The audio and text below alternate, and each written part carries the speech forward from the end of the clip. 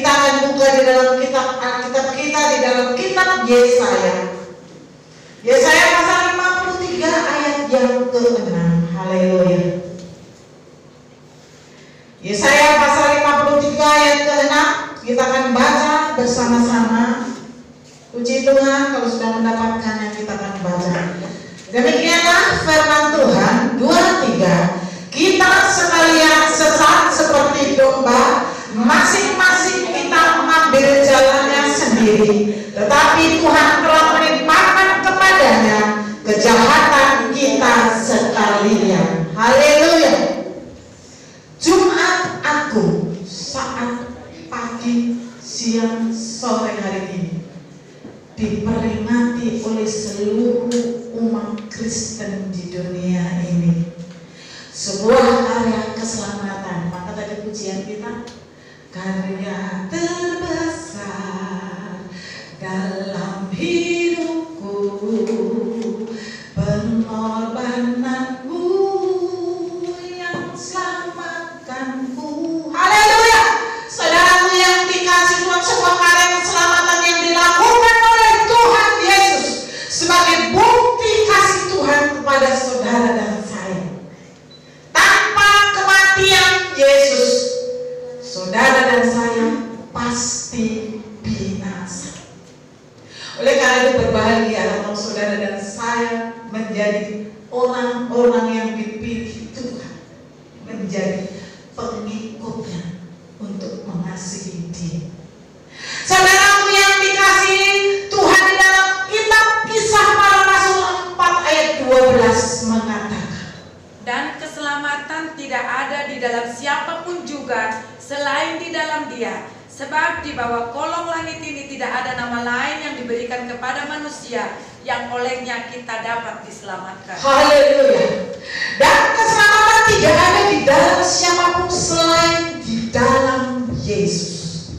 Saudaraku yang dikasih Tuhan, ini artinya tidak ada keselamatan di luar Yesus. Ini harus menjadi catatan bagi saudara, bagi anak dan keturunan kita. Ingatkan mereka, tidak ada keselamatan di luar Yesus. Oleh karena itu saat siang hari ini kita mau menghargai setiap karya keselamatan yang sudah Tuhan lakukan bagi setiap kita. Mengapa karya keselamatan ini harus dikerjakan oleh Tuhan Yesus sekalipun harus mengalami kepahitan yang luar biasa. Di ayat yang ke-6 tadi mengatakan, kita sekalian sesat seperti domba, masing-masing kita mengambil jalannya sendiri. Semenjak Adam dan Hawa jatuh dalam dosa, manusia hidupnya sudah di luar pimpinan Tuhan, karena ada di dalam pengaruh kuasa dosa. Manusia berjalan semaunya sendiri. Manusia tidak lagi tunduk dan patuh kepada Tuhan.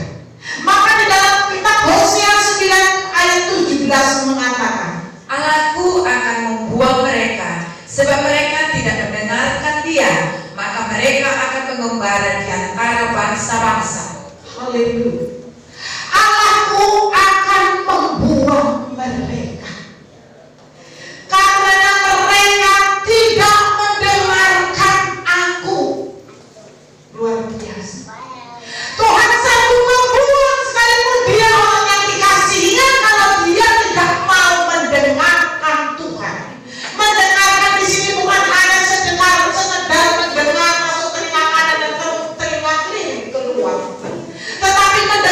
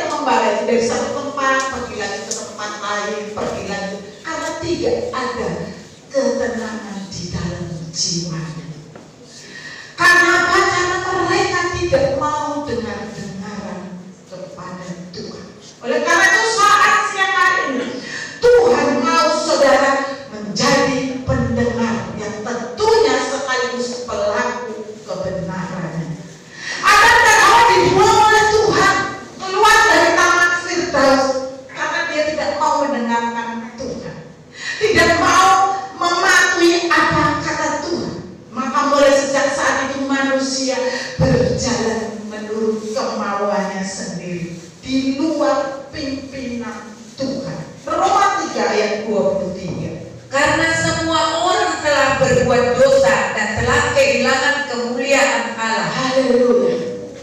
Setelah Adam dan Hawa jatuh dalam dosa, manusia ini memiliki dosa warisan atau dosa turunan. Sehingga ini yang membuat kita juga ikut kehilangan kemuliaan Tuhan yang seharusnya saudara dan saya miliki. Kemuliaan Tuhan adalah gambaran di mana saudara adalah orang-orang yang diberkati Tuhan. Tetapi karena kejatuhan manusia inilah, maka saudara dan saya pun harus menerima efek daripada pelanggaran Adam dan Hawa. Dosa manusia itu menempel kita dan mengganggu hidup kita untuk mengasihi Tuhan. Mengapa orang tidak mampu setia? Karena masih ada dalam dosa dirinya untuk menarik dia supaya tidak setia. Mengapa mereka masih mau melakukan dosa? Karena ada dosa warisan yang terus akan menyeret mereka masuk di dalam kebinasaan. Tetapi karena begitu besar kasih Tuhan kepada saudara dan saya, Yesus dia rela mati menjadi penebus dosa dunia. Saudaraku yang dikasihi Tuhan, dia rela mati bukan karena kita ini orang baik. Dia rela mati bukan karena saudara orang yang saleh atau orang yang benar.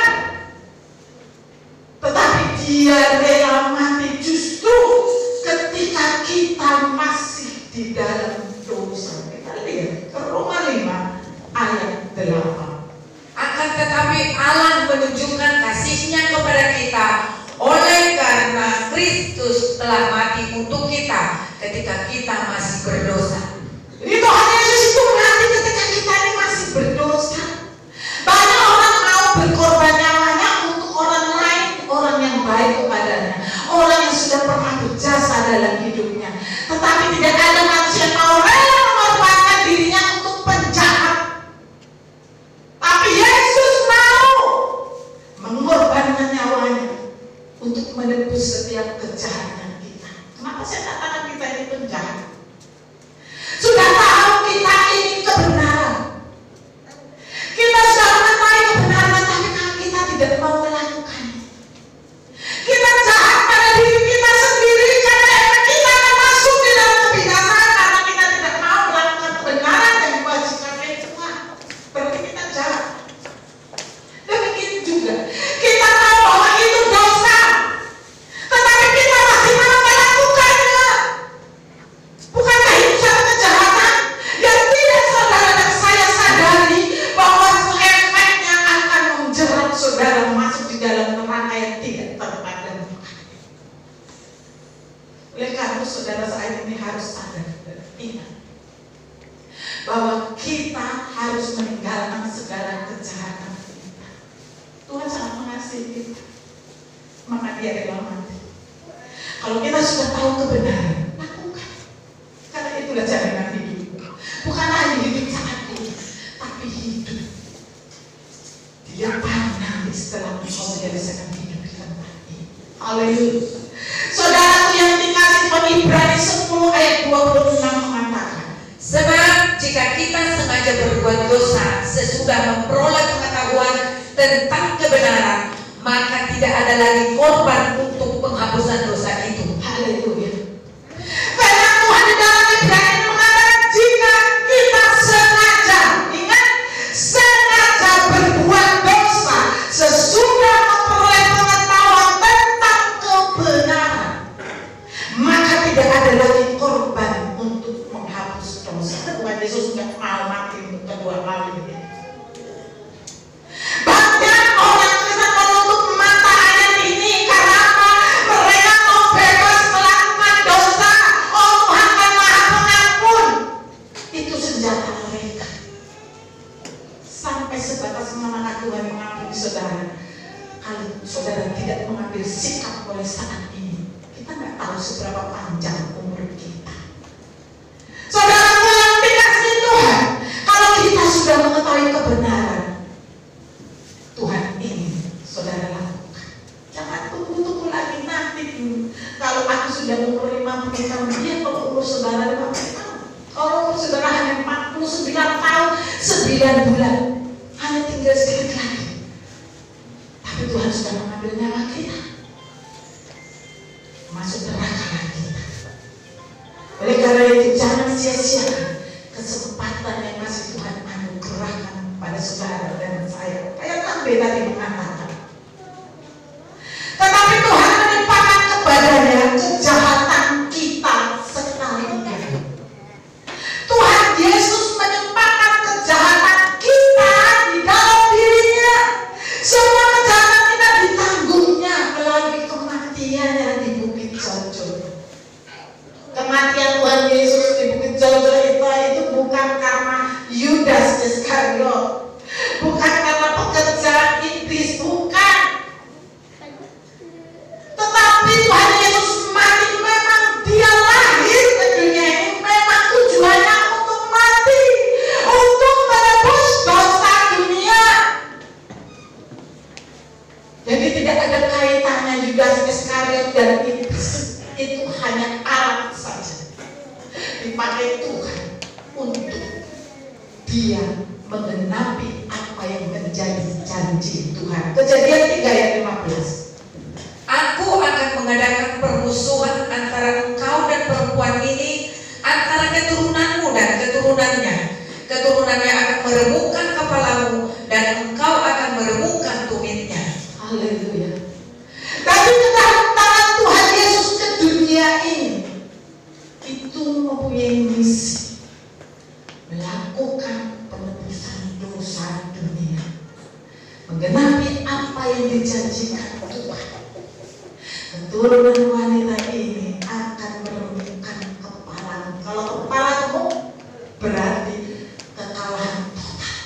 Kalau sudah remuk kepala, pasti tidak ada lagi kekuatan, sudah mati.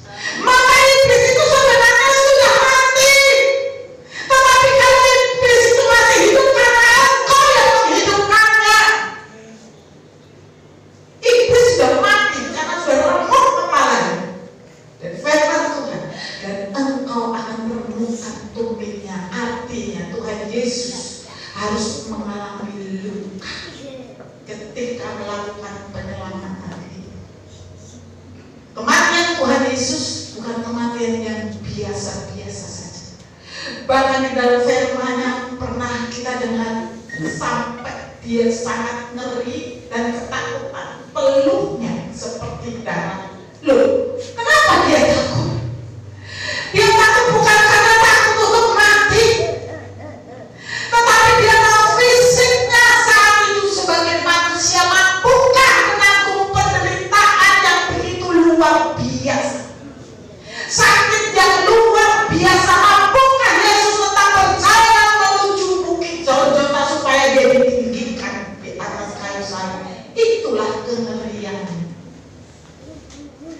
Saudara dan saya kalau mengalami luka yang sangat luar biasa, mungkin kita tidak akan mampu berjalan lagi seperti yang diterima oleh Tuhan.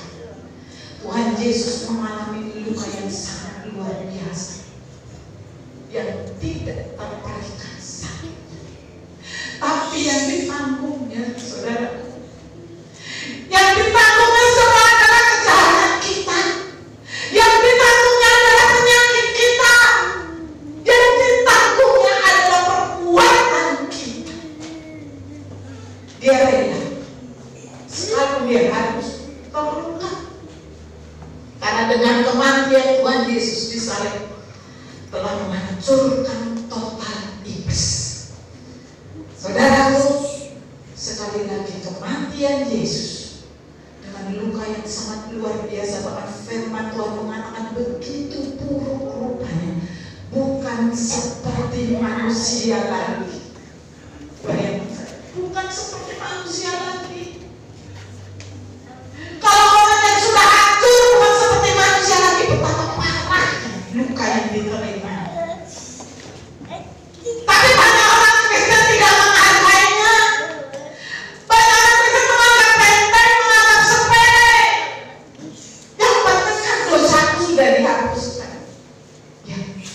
dosamu sudah dihapuskan. Tapi ingat, kalau engkau sudah dihapuskan, apa engkau akan terus berbuat dosa?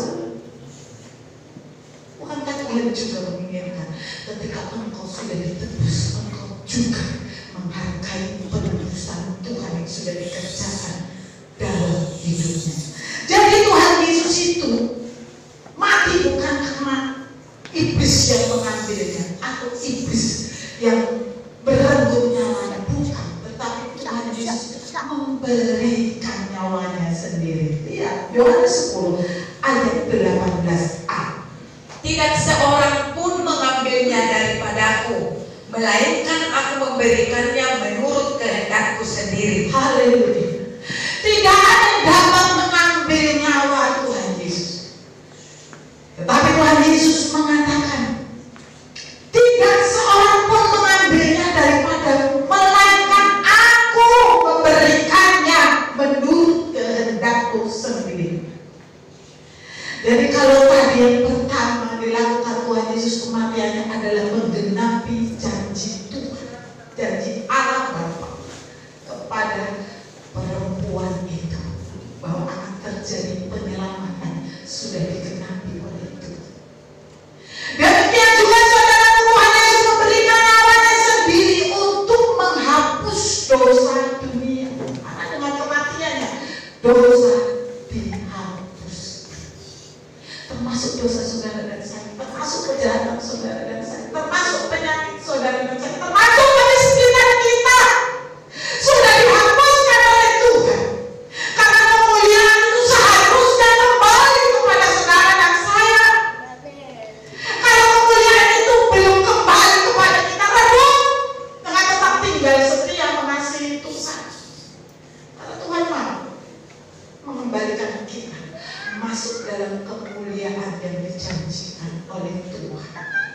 Saudaraku, yang kedua kita melihat Markus 15 ayat 37 dan 38. Lalu berserulah Yesus dengan suara nyaring dan menyerahkan nyawanya.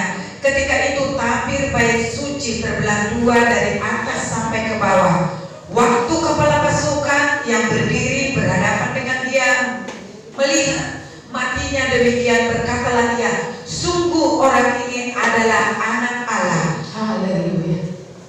Tuhan Yesus memberikan nyawanya sendiri untuk menghapus dunia, sekaligus melakukan pemulihan hubungan Tuhan dengan manusia. Ketika Tuhan Yesus menyerahkan nyawanya, maka tirai bait Allah terbelah menjadi dua. Tidak ada lagi batasan antara manusia dengan Tuhan. Kalau dulu sebelum Tuhan Yesus mati, setiap manusia yang mau berdoa itu harus melalui imam. Bahkan khusus masuk ke ruang maha suci itu hanya imam besar. Untuk apa? Melakukan permohonan, baik pengampunan dosa atau permohonan doa.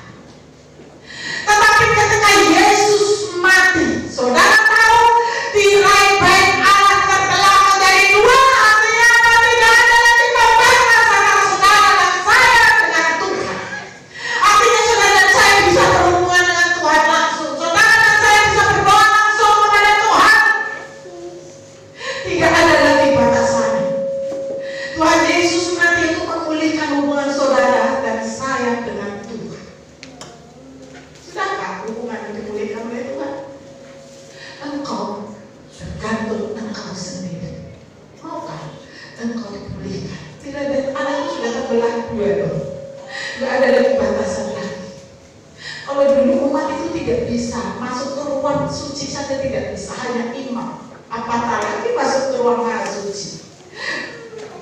Bait Allah itu terdiri dari beberapa ruangan, dan tidak sembarangan orang bisa bertemu dengan Tuhan. Tetapi kalau saudara dan saya saat ini diberikan anugerah untuk dapat berkomunikasi langsung dengan Tuhan, kenapa tidak kita gunakan? Orang Kristen ini malas sekali berdoa. Orang Kristen ini malas sekali bersekutu dengan Tuhan. Malas sekali bangun hubungan dengan Tuhan.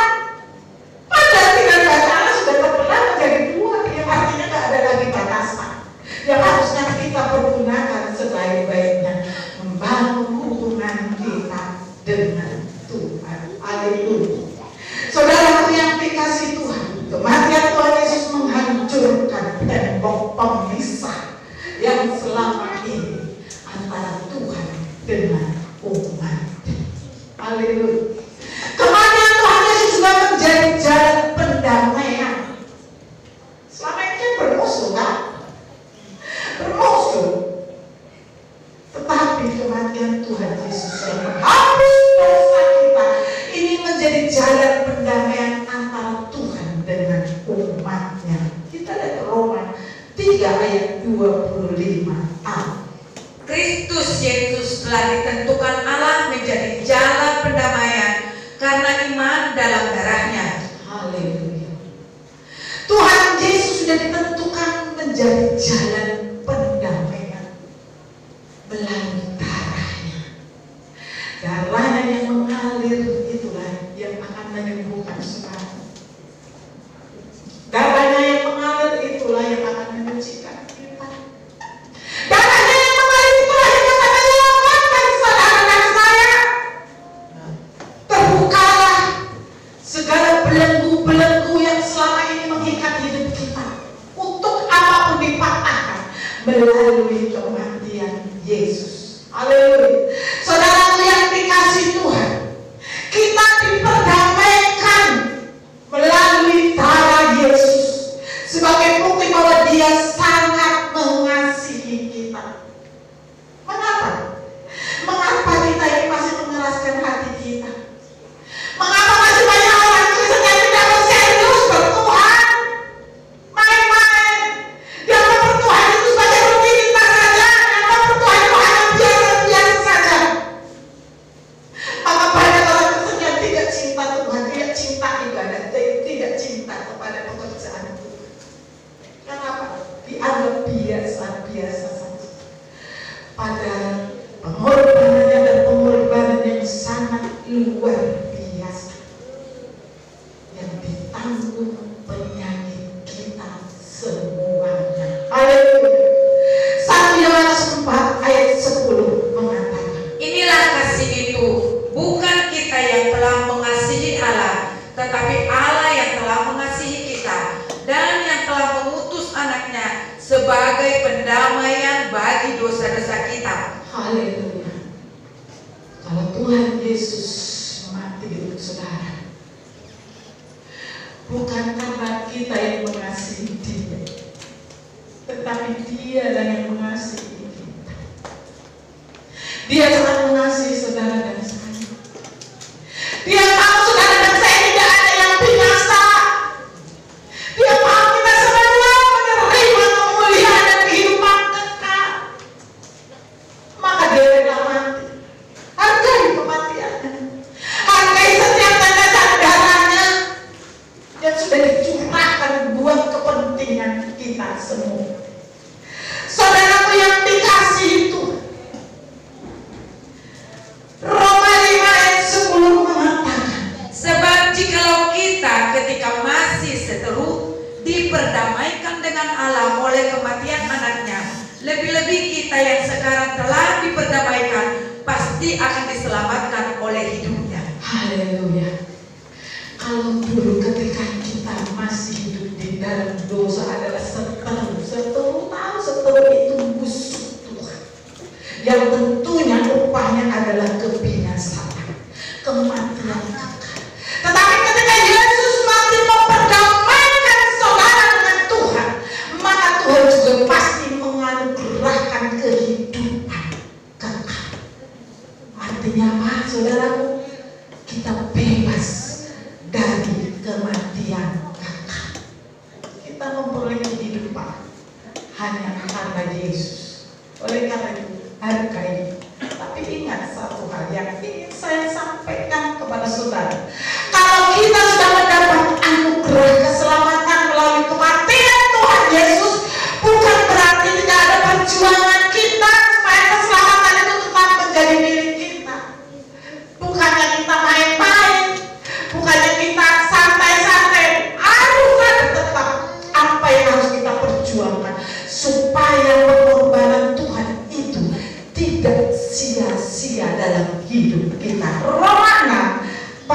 pasal Roma 6 ayat 10 sampai dengan ayat ke-13.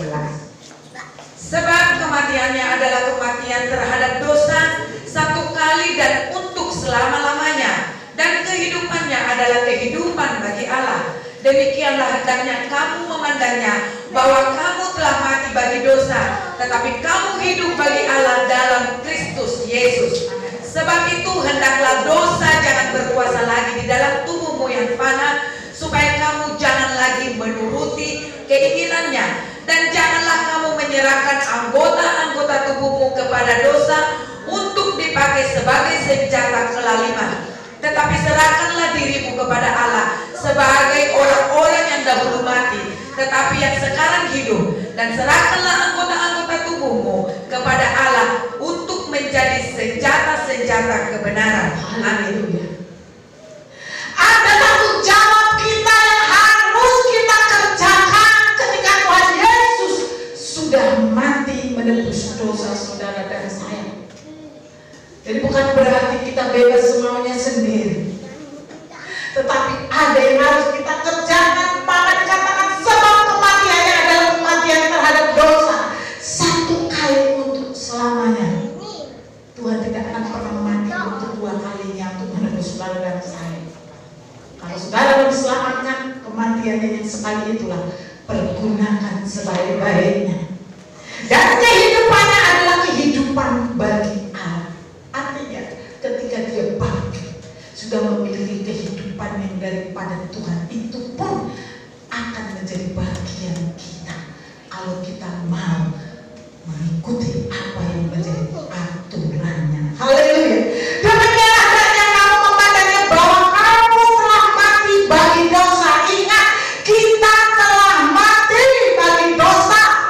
Artinya dosa seharusnya tidak berkuasa lagi atas hidup kita, tetapi kamu hidup bagi Allah dalam Kristus Yesus. Kita harus hidup. Kita kan sudah mati dan sudah ditebus. Artinya kita sudah hidup bagi Kristus. Saudaraku yang dikasihi itu, sebab itu hendaklah dosa jangan berkuasa lagi di dalam tubuhmu yang fana, supaya kamu jangan lagi menuruti keinginannya. Banyak orang Kristen sudah tahu pengorbanan Yesus, betapa sakitnya, tetapi tetap saja mengikuti dosa lamanya. Tidak ada perubahan dalam hidup. Apa artinya pengorbanan Tuhan kalau kita tetap melakukan dosa? Maka di saat ini dikatakan jangan berkuasa lagi di dalam tubuhmu dosa itu. Lepaskan, buang, supaya kamu memperoleh hidup yang bersumber daripada Tuhan. Itu yang harus kita lakukan dan kita kerjakan sebagai bentuk komitmen kita untuk mengasihi Tuhan. Tinggalkan kedagingan kita. Dan janganlah kamu menyerahkan anggota-anggota tubuhmu kepada dosa untuk dipakai sebagai senjata kelaliman.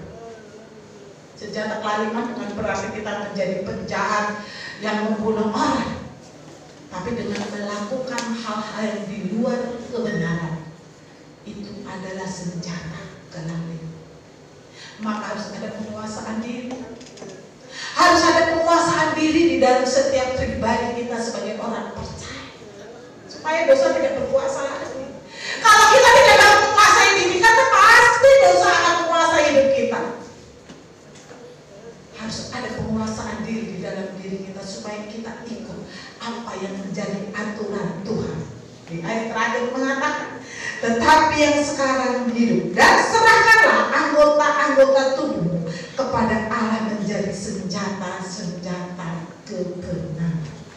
Seharusnya saudara saya dan saya ini menjadi senjata kebenaran. Artinya kita melakukan kebenaran di dalam hidup kita, menjadi senjata. Kebenaran itu senjata. Sehingga ketika iblis berusaha untuk menggosok atau melakukan hal yang menyakiti kita, kita sudah punya senjata, yaitu kebenaran. Kebenaran yang tidak akan pernah pergi dari dalam hidup kita selama engkau melakukannya. Tanpa kebenaran, saudara dan sekalipun Tuhan Yesus sudah mati, tetapi kalau engkau terus melakukan dosa, tidak ada lagi pengampunan dosa. Tadi sudah kita bacakan, kalau kita sudah tahu tentang kebenaran dan tetap melakukan dosa dengan sengaja, tidak ada lagi korban penghapus dosa. Artinya kita yang sudah ditebus ini harus menghargai karya penebusan Tuhan. Jangan main-main kekristenan kita ini.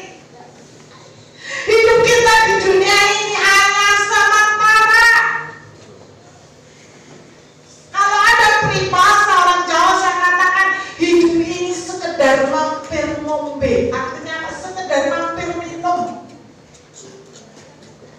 Kalau saya dengar Ibu Sinambela Muda yang bercerita bahwa abangnya meninggal umur 40 tahun, tidak ada sakit, tidur, pagi dibangunin sudah pergi. Haleluya. Siapa yang akan menduga dan menyangka sebagai seorang aparat tentara, berarti fisiknya bagus dong ya, sehat dong. Tapi itu tidak menjamin bahwa umurnya akan panjang kalau Tuhan sudah mengendalinya. Oleh karena itu selama kesempatan ini masih diberikan kepada kita, mari hargai karya Tuhan, hargai penebusan yang sudah dilakukan oleh Tuhan untuk kepentingan kita. Apa yang menjadi persoalanmu, masalahmu?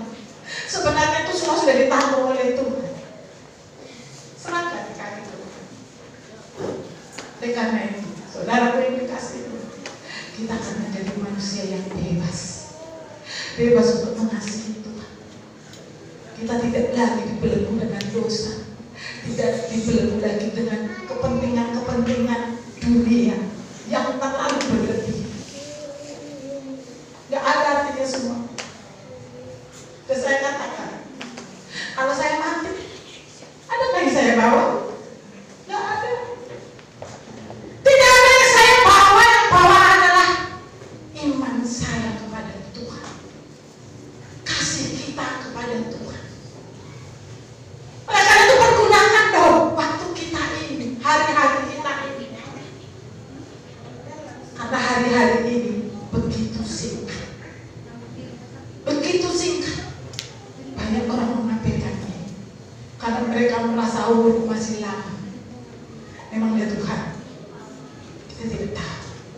Yang jelas ada yang kecil, ada yang muda, ada yang remaja, ada yang tua, ada yang suntuk. Kita tidak tahu itu semua adalah rahasia Tuhan. Tapi ingat, ketika engkau mempergunakan waktu yang masih Tuhan berikan sebaik-baiknya dengan menghargai pengorbanan Tuhan Yesus.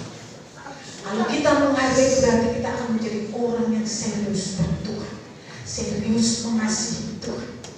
Maka saudara dan saya tidak perlu takut. Kapanpun Tuhan menjemput kita, aku sudah siap Tuhan. Itu yang harus kita kerjakan. Saudaraku yang dikasih Tuhan, sekali lagi saya ingin sampaikan, pengorbanan Tuhan Yesus di bukit Caljuta itu semua untuk kepentingan kita. Saudara, seminggu ini saya berdoa untuk ibadah saat siang hari ini. Tuhan berbicara kepada saya, lakukan altar kali. Apa maksudmu Tuhan? Aku tak pernah melakukan altar kali.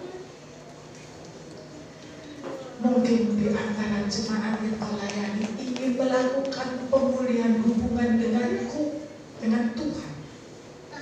Biarlah engkau doakan dia secara khusus. Kalau dia ingin memulihkan rumah tangganya yang begitu rumit dan banyak persoalan, doakan secara khusus. Kalau selama ini mereka mengalami seperti terhalang berkatnya, seperti ada kodok yang menghalangi berkat Tuhan, doakan mereka. Saya menangis saudaraku. Kalau ada yang menginginkan anak, doakan secara khusus mereka.